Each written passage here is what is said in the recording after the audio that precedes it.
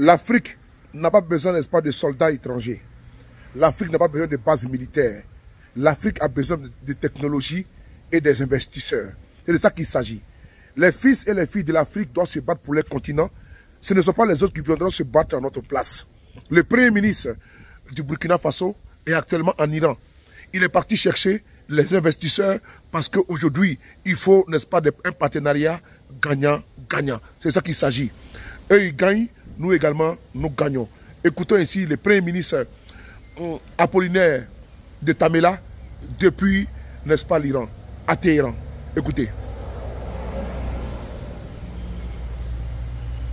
Cela montre que nous avons beaucoup de travail d'information à faire et de rencontres pour que nos peuples apprennent à mieux se connaître.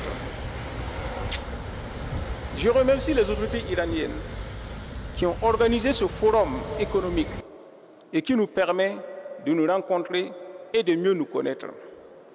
Je pense que de tels forums sont à multiplier pour accroître la rencontre entre les hommes d'affaires et même entre les citoyens. Comme nous parlons d'économie, alors parlons économie. Vous savez que de tous les continents du monde, c'est le continent africain qui est le moins développé actuellement.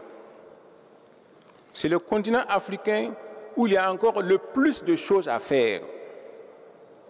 Nous avons encore des routes à construire. Nous avons des hôpitaux, des universités, des industries de transformation à construire. Je vous donne seulement un exemple.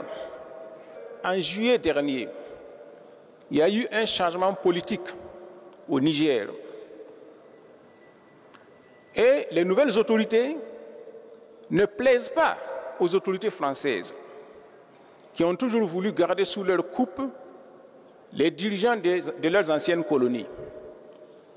Alors, sous l'instigation des autorités françaises, des sanctions ont été prises contre le Niger pour faire tomber le nouveau régime qui était venu au pouvoir. Fermeture des frontières, tout. Alors, il s'est passé une cérémonie chez moi au Burkina Faso, à Ouagadougou. Nous avons invité des ministres du Niger à venir à la cérémonie. Entre Ouagadougou et Niamey, il y a en tout 587 kilomètres.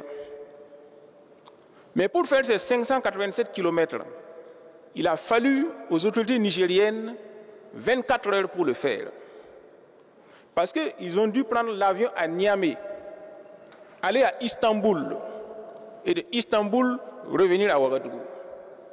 Parce qu'il n'y avait pas de compagnie aérienne pour faire la liaison directe à cause des sanctions.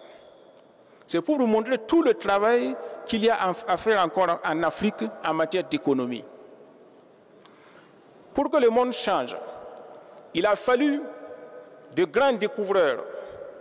Si je prends l'exemple de l'Europe, il a fallu Marco Polo, qui est parti en Chine pour ramener la technique de fabrication des pâtes alimentaires. Il a fallu encore Christophe Colomb pour aller en Amérique et montrer le chemin des Amériques aux Européens, ce qui a contribué à l'épanouissement du continent européen. Donc actuellement, nous avons besoin aussi de combattants et de découvreurs de cette époque-là.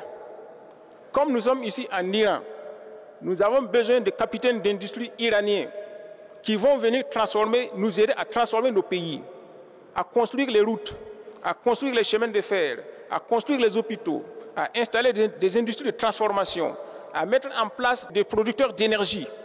Voilà ce dont nous avons besoin. Donc, si nous voulons que les relations commerciales soient structurantes et durables, il ne suffit pas seulement de vendre des produits de consommation, parce que les produits de consommation sont substituables, mais d'investir dans des industries structurantes qui vont contribuer à toujours impulser le développement.